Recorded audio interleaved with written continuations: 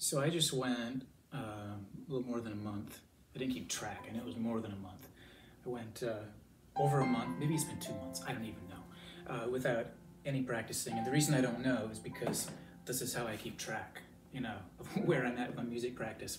And I finished my last month, I finished my last marking, and I erased it, and then I'll start again. I thought, I'll take a week off, Since I have a clean slate right now, we'll take a week off. Next week after that, I thought, you know what, I don't feel like doing anything, and a week went by until I ended up where I am now. So after going a month and a half, whatever it's been, without practicing any of my instruments, I guess this has caused me to rethink or reevaluate why I practice at all, why I work on music. Now, for those weeks, for that month and a half, whatever it's been, it's not that I wasn't playing or doing any music at all. It was that I wasn't practicing, and I think it's definitely something to keep in mind for someone starting out. The difference between practicing and playing. I play all the time, depending what you mean by all the time, but without doing a practice routine proper. So when I go through one of these periods, and every once in a while it happens, whether it's 3 days or whether it's a week or two, I find myself, I'll sit down and, like what I've done for the last month and a half, in the absence of actual practice. Probably the most frequent thing I do is just sit down and improvise on the piano, because I need something to either get my mind off something or to help me process some emotions, or fill in the blank. It's just a very, it's one of those experiential things. And then every once in a while, this is a more recent thing that I've only done in the last year or two, but I'll just randomly, so like a couple days ago I was watching a movie on my iPad, and I hit the pause button, just to kind of pause and think about some things. And then as I did, I kind of walked over to the piano, and just completely out of impulse, I tried to play a little bit of the score that I had just heard a couple seconds ago, and that kind of thing as well. Like, I don't do that out of discipline. I do it because I am urged to from something inside. I can't help it. And occasionally as well, if you're feeling whatever you're feeling, sometimes I'll go over to the drum kit and sit down and just lay down some beats. And sometimes I might do that just to try to wake myself up, if I'm having one of those days where I'm just kind of feeling drowsy and kind of lethargic. I haven't had one of those, particularly not for drums, and then as well, pick up my electric guitar, just play some power chords, see how fast I can get the fast repeated power chords, that kind of thing. So, and then the cool thing is, I can tell myself, okay, so I'm not practicing, but I am getting better. Part of the reason that I can improvise the way I can is because I did that, how I just said, like, I quit practicing, but I'll still improvise, like, 5 times a week, at least. The reason I can improvise while I can't sight read is because for like 4 or 5 years, well, maybe not that much, but for a lot of time, I would, for the most part, quit practicing other things, but I would do that out of a felt necessity coming from inside, and you can't regret that. And of course, a lot of what goes into being able to improvise well, for me and for anybody, it's not just goofing around and trying to do it. It's also practicing your scales, practicing little exercises like that kind of thing. If you put that in a minor key and do it, in the right context, it can sound amazing. Recognizing, practicing different kinds of arpeggios. And one of the big things that I've found recently is I've been learning to play without looking, and I'm mostly building that skill through sight reading, but the more you get that skill going, you can, it really helps your improvising, because you can be looking at something else. You can be looking up here, doing something else down here, that kind of thing. It really helps. And then there's a lot of muscle memory type things. There's a lot of things that I can't do now and I wish I could. Things related to having some kind of more complicated ostinato in the left hand. So if I'm not thinking about my left hand, I'm probably going to do, and I am going to do, either some really basic arpeggios, of the kind that I do a lot of. Like, I probably couldn't even do that one if I'm really focused on the right hand. I would just do something like that, or more likely just, block chords, stuff like that. Anyway, I'm going off on a little bit of a tangent, just talking about, it's not just improvising that gets you good at improvising. Getting your, to use a term that's more used for drumming, get your rudiments, going is a big deal. And the biggest, most important one is probably your scales, and then certainly whatever kind of left-hand things you're doing, whether it's ostinatos, block chords, arpeggios. What I can't do so well is the ostinatos. That's what part of why I can't play blues. I tried doing it the other day, and it was fun because I got further than I ever got. But I think I was trying to do a kind of descending, something like slower than that, but doing that while playing with the blues scale in the right hand. I can't do that. I can do it really slow, and I'll make mistakes. So I want to build that skill, and you don't build that skill just by playing. You build that skill by intentionally doing something you can't do, namely doing either as an exercise. How I would go about it if I wanted to put it into my practice routine. That's not in my practice routine right now because it's not as much of a priority as other things. But if I wanted to make it into a practice routine, I would sit down for X number of minutes, play the ostinato while playing scales or melodies in the right hand. And the difference between that and playing is that when you play, you don't play something that sounds awful. But in the early stages, it's going to sound awful. So you have to use a lot more patience and a lot more methodicalness. And you'll do things that you wouldn't do for the sake of it sounding good and for the sake of really feeling you're putting yourself into it. So anyway, I'm going off track of what I intend to come here to talk about. What I intended to come here to talk about was my own personal kind of rethinking of whether I want to practice at all. And I jotted down some thoughts here on my phone. First thing I put was what I just said. It's not like I'm not doing music when I don't practice. I am doing music and I am getting better, but not in some of these important ways. The last practice routine that I did, the last streak that I did like probably 2 months, something like that. And the one before that was about 6 months. So that's the one that I feel good about. That's the one that I want to mark down and save. So what I would do, I mark each day, and then when I finish a month, I put the number in the corner and then erase and start for the next month. And I have my own expectation for what daily is going to look like and what weekly is going to look like. How many days a week, how many minutes a day. And I'm not trying to be super ambitious. I do something that I think will be helpful, that will be manageable with my life. So I started to think through, as I put together my plan for what I'm going to say in this video, I kind of thought to myself, okay, so if this is what I'm asking myself, which is, it is what I'm asking myself. This is just a video of me putting my own self-talk onto the screen a little bit, onto the video camera, or in this case, it's the iPad, because I don't have a video camera. So why I learn musical instruments and why I commit to practice, when I do at least. And I jotted down some things. The first one I put down is structure in life. It does feel good to have, like 15 minutes is pretty short, but it gives you a sense of something stable in your life that you work through and you finish and you go on to the next things. And sometimes it helps to do the other things. It helps if you start with this really structured, systematic, little 15-minute block. And then after that, it's easier to take that mindset into the rest of your day. Sense of accomplishment. Just that feeling, you put down your mark and it's like, this took me 30 minutes. So what I do is 15 minutes at some point and 15 minutes at another point. And it would be better, and what I want to do is have it at a set time, not just at some point.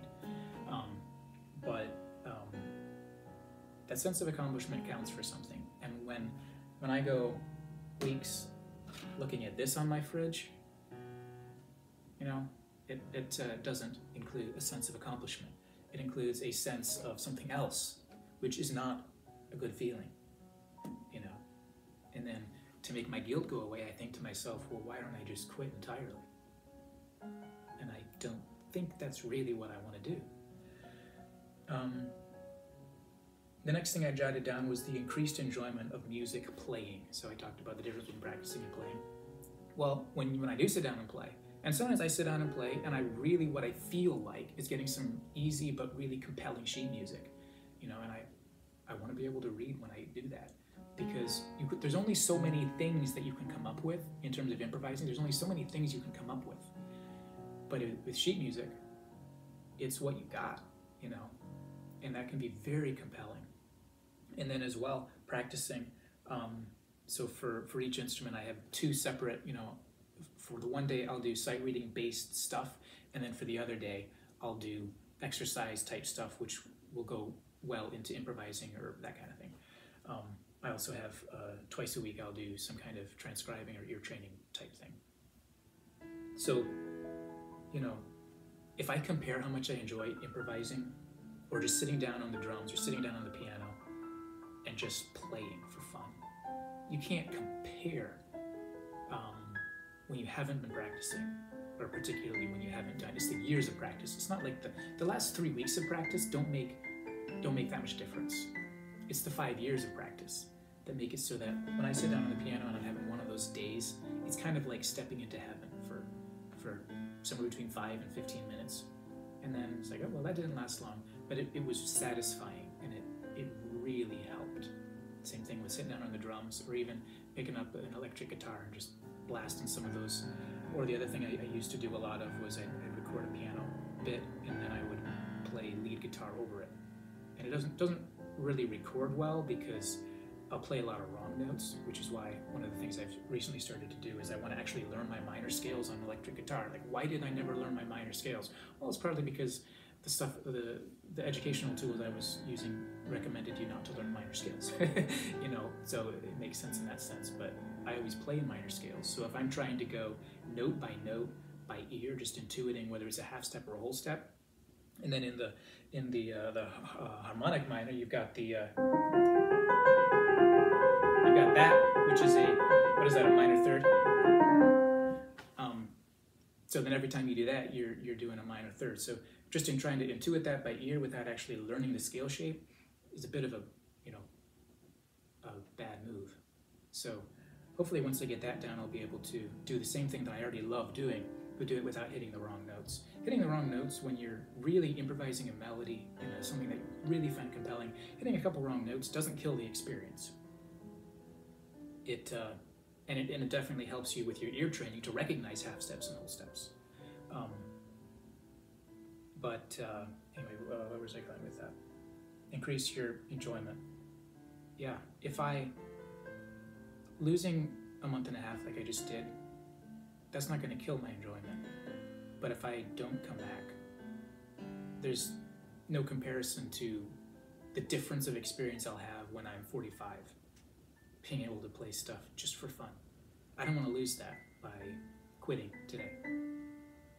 Because I can't see the future, but I can see it, you know, because it's kind of a corollary of my own course of action, so I can kind of see the future, provided I don't get some disease that causes me to get my hands amputated or something, you know. The other thing was, the next thing I jotted down, I had structure in life, sense of accomplishment, increased enjoyment of music playing. Fourth thing I jotted down was distant goals, like recording my own symphonic rock, and I wrote there, get this out of sight. Because sometimes I'll get that kind of really ambitious goal. Like, I've tried to make some beginning efforts at putting some pieces together in GarageBand and getting something that sounds, you know, like an actual not symphonic rock, but, you know, like a rock song with a piano-y, classical-y vibe, which is the stuff I like to listen to, the stuff I really want to be able to play. But that's not in sight. And if I put my eyes on that goal, then it's like, dude, you are wasting your time, and just quit, because that's not here anytime soon. So I'm going to get that out of sight a little bit. Keep it in the distant sight as something I'm working toward, but not something I'm hoping toward, not something I'm counting on. Next thing I jotted down was benefit to cost ratio. And I wrote in parentheses, 15 to 30 minutes a day costs little and gives back way more, out of proportion to what you put in. So this is kind of me reminding myself, I don't hate practicing, and it doesn't kill my schedule to put in that 15 to 30 minutes a day. It's just that I don't feel like it in the moment because I'm tired, because I've been doing other things, because the rest of my life has got a lot to it. But it's not going to damage my schedule in other areas. It's not going to damage my downtime to just spend 15 minutes. Just sit down for 15 minutes and then jot it down, feel good about yourself. And then, you know, if you want to lay down and play Plants vs. Zombies or, you know, whatever, watch a movie. Next thing I jotted down was moving toward enjoyment goals that are achievable. So this is the opposite of I'm going to, you know, be able to create my own symphonic rock songs.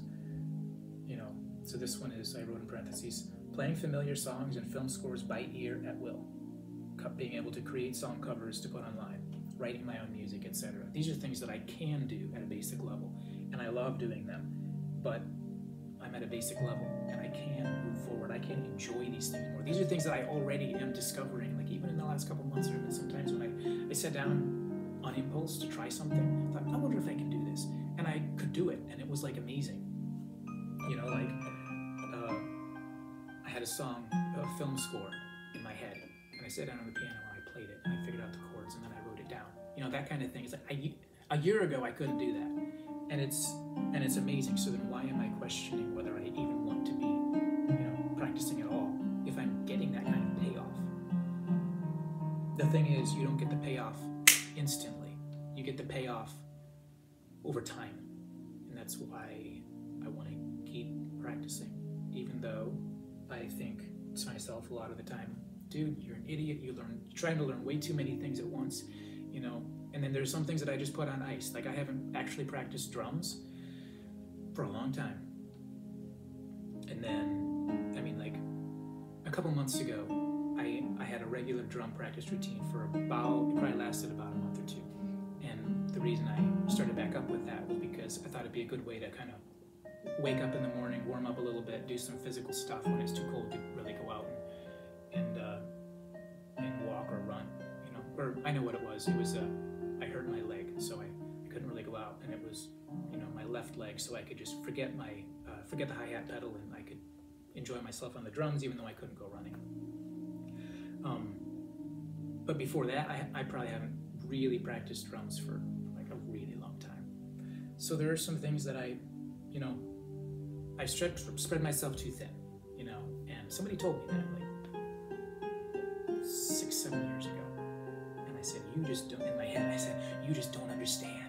You just don't understand the compulsion to get more, you know, and you don't understand that I can manage, you know, I can, you know, I could do lots of instruments, you know, and I don't regret it because I love every instrument that I play. I just wish that there was some way that I could keep advancing at all of them at the same time, but there are too many.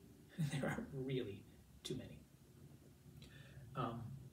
So the last thing I jotted down here was, I said, so I guess it makes sense to return to practice this week. My current routine is pretty simple compared to other routines. I just have to get back in the habit. And that is the sermon I am preaching to myself right now. And my plan is today, this is Tuesday, so my plan is to, by the end of the day, to have done, you know, put down we'll probably start with, because I don't know where I ended up, so I'll just start over with piano.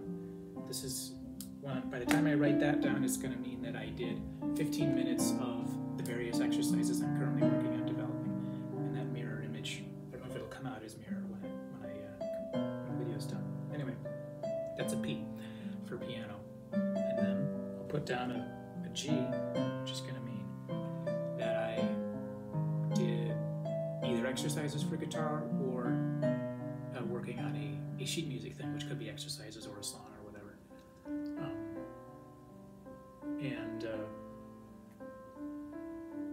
But I do that afterwards. Right now it doesn't count. And then the following day, you know, I'll do another G, which will be, if I did sheet music for today, then tomorrow I'm going to put down a G for exercises, you know, and then I'll do V for violin. Right now, the only instruments I'm practicing are guitar, piano, and violin. Drums is on ice for now. And then all my other ones like bass. And my classical guitar book I was going through, I'm putting that on hold for now. A lot of things I'm putting on hold because I came to the conclusion that I had too many things in my routine. Like I was still just doing 30 minutes a day, but it was this and that and this and that, a different thing every day. So now I simplified it and I just do those 3 instruments, and then twice a week, I'll you know, a little less than twice a week, I'll spend the time for some improvising, special ear training type stuff. So this is why I want to keep practicing, not just playing. I want to keep getting better. I want to love music more. I want to have more of those euphoria experiences with music. I also just want to have more of those moments when I can just sit down and enjoy it for a minute or two in between things. And I want to have a little bit of that sense of stability in my routine, that stable,